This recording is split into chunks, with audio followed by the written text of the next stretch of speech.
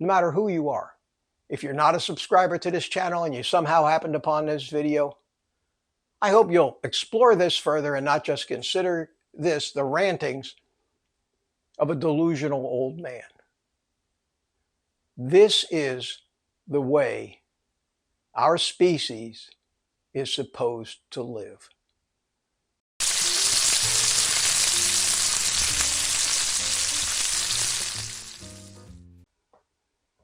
Well, good morning, everybody. It's me, Mitch.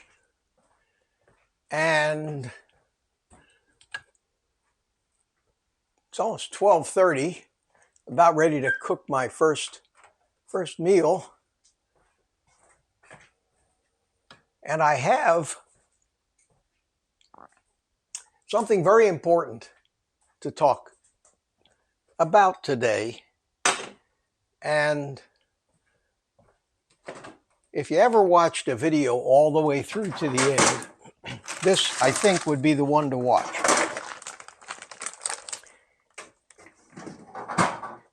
You know, I do these things where I cook my breakfast at 12:30, and talk about a subject, and I talk spontaneously. Generally do the whole thing in one take, which, as you probably understand, is not an easy thing to do, to make basically a speech while you're busy doing something else, especially about things that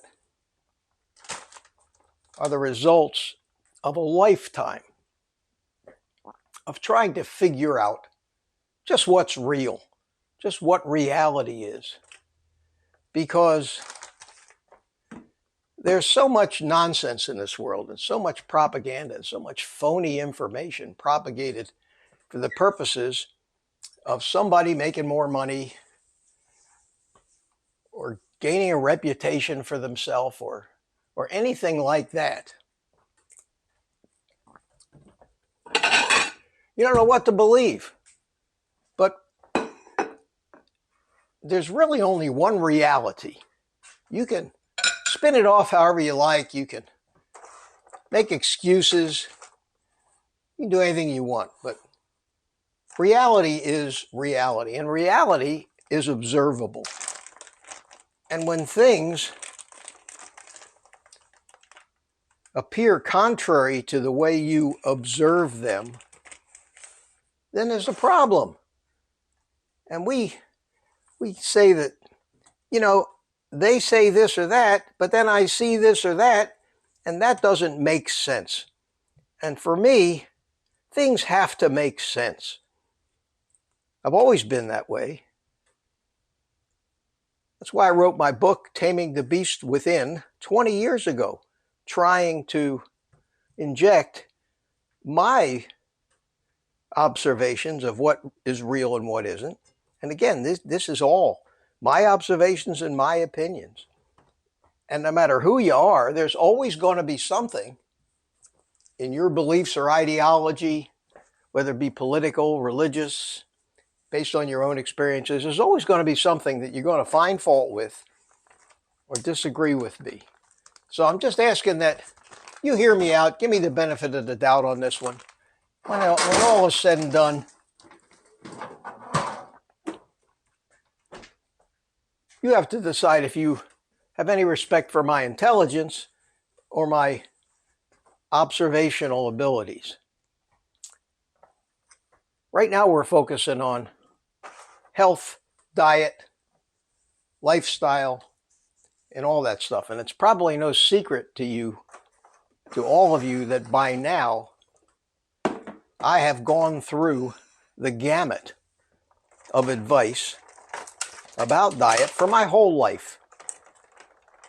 I started my dieting adventures maybe 55 years ago, when I got out of the Army in 1970. So it's been 53 years since I got out of the Army, and I had to lose a little weight, and I started, and that was just about the time that Atkins came out with his book. And I kind of thought that the low carb method and the logic behind why we're not supposed to be eating copious amounts of carbohydrate. I bought into that and been trying to live low carb all my life, but I failed. I succeeded, then failed, then succeeded, then failed. I went up through all the diets. We've talked about this. All the different diets, low carbs. I always lost the weight. But I always failed, fell off of it. A lot of times just to reward myself for losing the weight. And always trying to figure out why that continued to happen. Why couldn't I just lose the weight and keep it off? And why, when I started to get into my 40s and 50s, did my health start to suffer this way or that way? Why was my back always in pain? Why did I get kidney stones? All this stuff that just didn't make sense. And then keto came along, and that kind of made sense. Limit your carbs to under 20 carbs a day. And the keto diet is just gaining in popularity because of the influencers like Ken Berry and the whole throng of influencers out there that extol the keto diet, and they have millions of people following them. And it's obvious that it's caught on, because if it hadn't caught on, the big food companies wouldn't be trying to capitalize on it with all of these imitation foods that say keto all over the labels, and justifying them by using net carbs instead of total carbs and all that other stuff, but perpetuating the same problem. And the same problem, as I've said so many times, and what I think is the most prevalent problem, is the carb addiction. And even after all this, and in this day and age, I read all the comments on my videos, and I keep seeing this same scenario playing out over and over again. And that is, I'm doing the keto, I'm doing okay, but I fell off it and I ate this and I got sick again, and now I'm going to fast for a day to try to get back on it again. Or the other observation is that if I didn't have all these people living with me that thought I was doing something stupid and weren't themselves addicted to these carbs and kept eating all this stuff in front of me, not out of malice, but not realizing that they've been so brainwashed to the fact that red meat is bad and all that other stuff, and that they don't have a problem with the sugar, when they obviously do, because some of them are diabetics. Over and over I read these comments, over and over. Which is why when I figured all that out last year, I said, you know what? I think the keto diet is great, probably a good bridge. I know that ketosis is supposed to be a fabulous thing, but it's not. Being in ketosis is not the be-all, end-all of good health. Maybe it helps a little in weight loss. But because of Shawn Baker, Anthony Chaffee, and people like that, that basically don't talk about keto. You don't hear Anthony Chaffee talking about keto. You don't hear Shawn Baker. He may talk about it a little bit, but he's a carnivore. I said, I'm going to give that a try. And a year and 3 months ago, I gave it a try, and I've never looked back.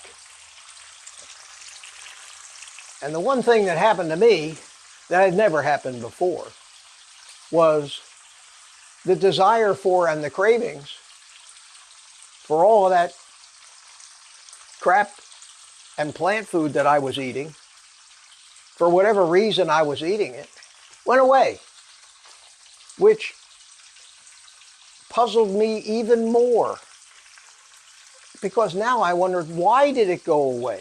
Why did I lose that? And why do guys like Anthony Chaffee and Shawn Baker not have any desire to eat vegetables and fruits, even if they're not highly processed, man-made, seed oil and grain-laden crap? And if you don't think that 90+%, maybe 99% of the population can't get enough of that shit, let me show you a short clip of my little soiree through Sam's Club this morning. And keep in mind that if they didn't want this stuff and weren't convincing themselves that it wasn't killing them, 3/4 of the Sam's Club store would not be populated with pallet loads of this stuff. So I'm going to show you that short little video clip right now, and I'm going to beat my eggs.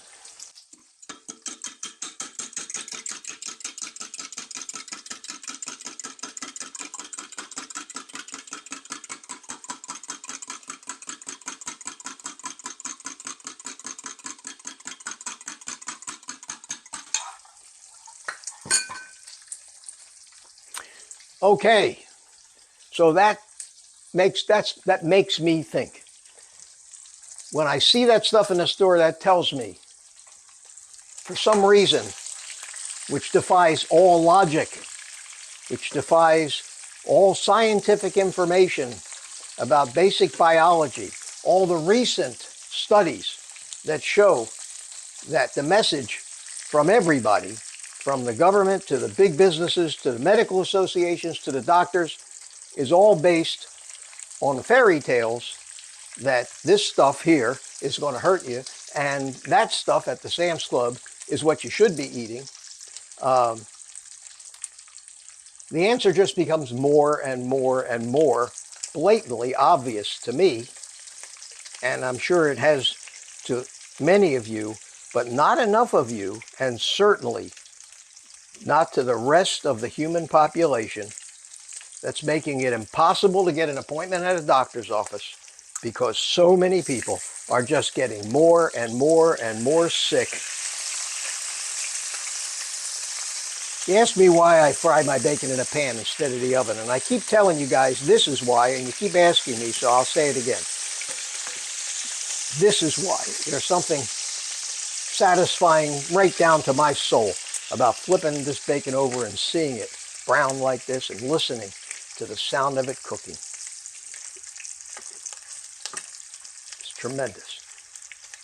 So my conclusion is that in spite of knowing, because I think most people know, because they see their scales tipping 300, 400 pounds, they get their legs amputated from diabetes, they end up in nursing homes with dementia, they get cancer at ever-increasing rates.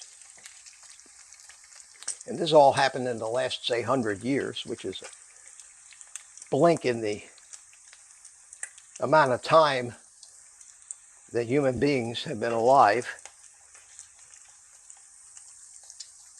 It's obvious to me that something's going on in their brains, something's going on in their minds that is putting these thoughts in their head that they actually believe what they want to believe. And why do they want to believe that? Why are people so married and so vehement about, don't you dare take my Cheetos away from me. Don't you dare take my pizza away from me. Don't you dare take my pasta away from me. Don't you dare take my vegetables away from me.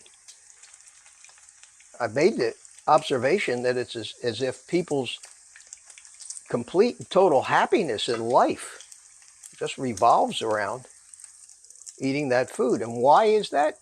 Because they're addicted. And if you ever want to hear that excuse in basically the same words, but for a different addictive substance, Talk to an alcoholic that hasn't convinced himself that he has a problem yet. And he will give you answers, one after another, about why he's not going to give up drinking. Even though somewhere deep down he's got to know that this stuff is killing him. His liver's gone bad, and he's setting himself up for a very painful and miserable death. But they won't stop drinking. And the answers usually sound something like, but it relaxes me. I'm not ready to give up drinking. And it all comes down to the fact, something I discovered many years ago, that all of that stuff comes from our subconscious mind. And that we all have so much arrogance and we think so much of our intelligence and our willpower and our self-control that we think that we actually have the power to outsmart what I like to call the reptile brain or the animal brain that came to us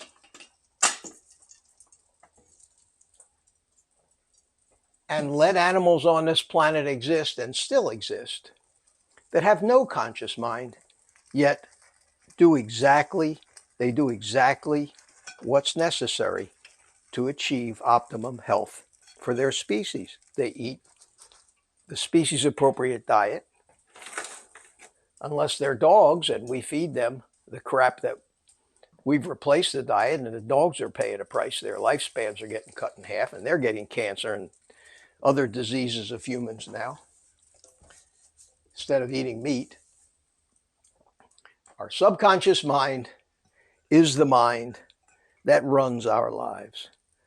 The best our conscious minds can do is make suggestions to the conscious mind, but the subconscious mind learns how good it feels when the neurotransmitters like dopamine or serotonin get released. And these are the things, these pleasure sensations that we feel when we give our body that substance that our subconscious mind is addicted to. And we have no control to stop it. And evidence of that is that all of us who absolutely know better still fall off the wagon because we rationalize in our conscious mind the strong signals we're getting from our subconscious mind.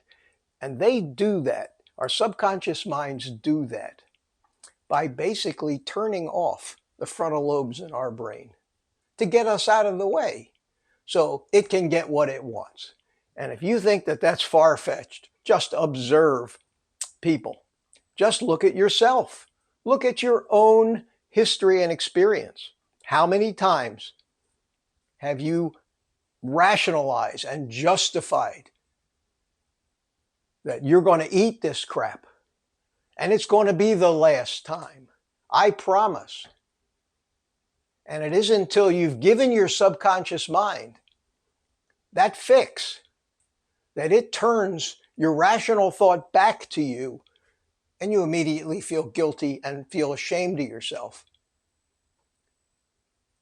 and make promises which you can't possibly keep. How can you stop something that controls your own thoughts? And it does. It's proven over and over again. I've looked back at my history and I've analyzed and looked at every situation where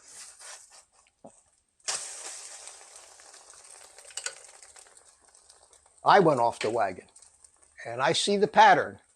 And the pattern is I get stupid. Same things happen to us when we get a sexual urge. The stupid things that we do. In men, it's been referred to as thinking with the little head. Well, that's exactly what happens. Our instincts, our biology, our subconscious mind shuts off our rational thought, takes over, And we find ourselves doing things that at a time of clear thought and rational behavior, we would never think about doing. And any of you that can't relate to that, I don't have any other way, better way to give you this message. So that means that we're stuck. We're stuck. Addictions, we have no control over them, no matter how much we want to, or how much we think, or how much we try. Until we figure out a way to get rid of those addictions, we're stuck. We're stuck. We're fooling ourselves. We're playing that game of history repeating itself, expecting a different outcome. You can't do that. How do you? How do you finally control these addictions? I did. So if I could do it, that has to mean to me that there is something that can be done. And the change that I made and the thing that was done was to go 100% carnivore and stop thinking that keto is a long-term fix. Now, keto happens to be a great entree to carnivore because carnivore is the ultimate keto diet. I just watched a video Anthony Chaffee put out this morning. And there's a guy you need to watch. He's a great thinker and a great analyst, and he understands all this stuff. It isn't going to be until, and you can try it for 30, 60, or 90 days and see if I'm not onto something here. Until you go complete carnivore, your physiology will not have the best chance of changing enough where your subconscious doesn't need that dopamine fix from all of these addictive foods. Now, that's been my message ever since I started this channel. Carnivore, not keto. Very few of you, until you finally make it all the way to carnivore, will ever find a lifetime permanent fix for everything. For your health problems, for your cravings, for your longevity, for your risk of getting all these diseases. I'm convinced carnivore is the only fix. And I'm saying carnivore with no cheating, no deviations. And that means recognizing the problem for exactly what it is. Giving up everything except the animal products. Toughing it out, which isn't tough to do because you'll find within a short period of time, most of those cravings will have diminished enough where you can control them. Setting up your environment so you're not reminded of this stuff all the time, which I know is hard to do. And following this, what is the most simple eating plan on the planet Earth, and give it time. For me, I'm a year and 3 months in. I haven't touched anything that was green in color for that time. The changes, you've seen them at 76 years old. To be in the best physical shape of my life, better than I was in my 20s and 30s. To be free of pain and disease. To never be hungry. Because if I wasn't on this diet after 20 plus hours since my last meal, that wouldn't be sitting over there. I'd like to eat it before it gets cold, but there's no imperative for me to jump on that because I'm not starving. I'm not even that hungry. That's why I talk about carnivore. I would love to delve into the cellular biology of why what I just told you actually happens, molecule by molecule, but that bores you. So I'm appealing to all of you, whether you subscribe to my channel, whether you're one of these carnivores that have written to me telling me about your miracles. I love to hear that stuff. Whether you're one of these people who keeps giving it a shot, whether you're one of the majority of the comments I get from people that are basically, I've been doing it for 2 weeks, I've been doing it for a month, I've been doing it for a month and a half, and I have this problem and I fell off. No matter who you are, if you're not a subscriber to this channel and you somehow happened upon this video, I hope you'll explore this further and not just consider this the rantings of a delusional old man. This is the way our species is supposed to live. Every day there are more and more studies, more and more anecdotal cases showing that the conventional wisdom is so far wrong that the silly answer is whatever they tell you to do the opposite. And that's where we've gotten. And one day, and I doubt it'll happen in my lifetime, I'd like to walk into Sam's Club and see the meat aisles in the front of the store, where I don't have to walk through that gauntlet of temptation for all of those people who haven't achieved what I've achieved and are sucked in by the pallet loads of Cheez-Its and candy and M&Ms and chips and other garbage that you have to go through before you get to the real food. So think about that. And if you made it to the end of the video, I hope this made some sense to you. And believe me, we're going to be talking more and more about the nuances of this. But this is the crux of what I have to share with you. And I, in my own self, I'm living proof that what I just told you is reality. And there can only be one real answer. So think about that. Take the rest of the day off. Think about it some more while you're taking the day off. And then eat meat.